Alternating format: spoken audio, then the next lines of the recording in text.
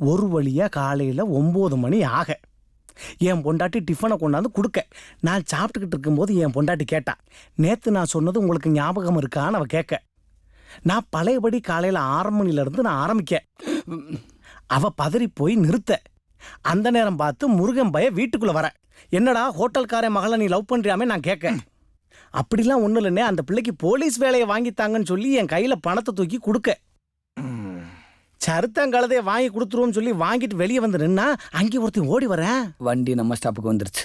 யாருன்னு பார்த்தா அண்ணே நான் தானே ஓடி வந்தேன். அன்னைக்கு ஒரு 5 நிமிஷம் நீங்க மட்டும் என் கூட வந்திருந்தீங்கன்னா அந்த புஷ்பாவை டம்மி ஆக்கி அம்சாவை மம்மி ஆக்கி நான் டாடி ஆயிருப்பேன். இப்படி எல்லாத்தையும் கெடுத்துட்டே போச்சு. கோப்பரை வாங்கிட்ட மாட்டிக்கிட்டோம். அன்னைக்கு காலையில 6 ப்ளீஸ். இவன் எச்சிய துப்பியே கொண்டுருவானே. அண்ணே அண்ணே அண்ணே அண்ணே அண்ணே சாரிங்க மறந்துட்டேன் எடுத்து கொடுத்தீங்க அண்ணே மன்னிச்சிருக்கேன். ஐயோ ஐயோ அண்ணே அண்ணே அண்ணே அண்ணே அண்ணே இனிமே பேசும் கொன்றுவேன். போடி போ, உனக்கு அந்த 6 மணியில தாண்டி சாவு. நீங்க ஆரம்பிங்க சார். காலையில 6 மணி இருக்கும்.